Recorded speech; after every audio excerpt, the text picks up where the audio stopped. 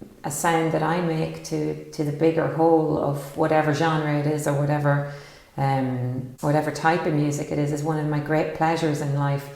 To have these experiences and to kind of have a heart's connection with other musicians, to play in different countries and different cultures, and try and and contribute your own small part of it. But it's a big thing about why I love to do this work and to play this music. Is connecting, the sense of connection that's beyond words with people, and to be able to share experiences like touring around. We just got back from the States there, and with the Altus trio I play in, and it was great fun. Great to like see all the different places and to be back again after COVID and touring and meeting the audience people and seeing their response and feeling that connection with them again. That was really moving and powerful to just be like, oh yeah, it's a great feeling to be back out and about. Yeah. Was that your first tour? Yeah. Back. Yeah. Like I'd gone and done the weekend at Edinburgh Tradfest there in May, and the odd thing here and there, but that we were there 3 weeks on the road, and we have a new record, so we were playing music from that. So that was interesting because we hadn't played it live before. So that was kind of evolving and changing as the tour went on, and hopefully improving. Who knows? But it was that was interesting also to be playing some different music than we were used to playing. We made the album over the lockdown, and we collaborated from afar. So some of the songs we hadn't sung them together live till we went out on the road there. So that was a new experience, because normally we just try things out in the room, and then it's kind of more of a natural kind of a process. But this was a different way to do it. It was interesting. It was fun. Yeah. And you've toured, like you've done many tours in the States, haven't you? Like it must be an incredible network, like to tap into again, like to get back on the road. Oh yeah, there's lovely people out there, and they're very passionate about the music and supportive of your endeavours. And also just seeing some friends, there's people that would be touring on the same kind of circuit, and I hadn't seen them since before all this happened. So like at Michigan Irish Festival, we met up with Donald Hay, the drummer. I used to tour with him a lot. He used to play with me. He lives in Edinburgh. I was living there myself for a long time, for like half my life, over there in Scotland. And so the lads, the Old Blind Dogs, were there. It was great to see them and meet some new people. I met up with the Friel sisters from Donegal there. They're beautiful players, lovely people. We had a great old tune one night. And of course Kevin Burke was with us, because he's on the new record. And I've been playing with Kevin off and on now the last few years, and it's been really, I just feel so lucky to be able to listen to him and play with him and learn from how he plays and his phrasing, and it's just great crack as well. Like he's just a fantastic person to be around. So it's great to have him out with us playing a few tunes too. So that's another big part of it too. You don't really realise how much you missed it till you have it back again. Yeah, and all the collaborations get born out of the road and the songs you pick up. And we were talking a little bit about your Norwegian collaboration, the Snowflake Trio. How did that come about? Well, that was really interesting, because it was exactly to illustrate what we were just talking about there, when you just hit it off musically with people. So I was in Dundalk, where I grew up, and the Louth Contemporary Music Society there is super and puts on a lot of interesting, mostly classical contemporary music. And they're a big fan of Frode Haltley, who is a classical whiz. He plays the accordion, and he plays jazz and classical, but he also plays traditional Norwegian music. He's a Norwegian champion on the accordion at folk music. And so himself and Vegard Vardal, he plays a hardanger. They were invited over to collaborate with myself and Jerry O'Connor, my old friend from many moons ago. And so we conwayed fantastic, amazing fiddler from Dundalk. And so that all of us were collaborating together on a project for Louth's Contemporary Musical Society. And out of that, the Snowflake Trio kind of came out of that. And we just, you know, when you just hear, I always felt a bit distant from Norwegian music when I'd heard it before I met those guys. But there was something, Vegard is a dancer, and I think there's something about that and the way that he played the music, the groove, I could relate to it suddenly. I could get into it, and I was able to play with them very naturally. And it was just very easy, and you know, easy to kind of improvise a bit and to feel at home playing a bit of Norwegian music. And they played some Irish music, and we started trying some songs, and they have played with singers a lot, so it just kind of felt very comfortable right away. And I loved the tunes that they were playing. It's a bit different, but still accessible. So it was just challenging enough that you still felt like, you know, you were out of your comfort zone, but not too far out of it. You know, you're able to play. Yeah. So yeah, we made a record. It came out 2019, I think, and Celtic Connections, and it has a combination of, and it's a live recording. You know, just we went to a little lakeside cabin in Norway and set up all the mics and just played live. It was like the quickest record I've ever made. It was just like, we were finished in time for dinner. I think we took a day or 2 days. It was unbelievable. But anyway, I was very proud of that because it was all live and all just the way that we play. It was a genuine, you know, thing. So I'm looking forward to seeing them. You had a song...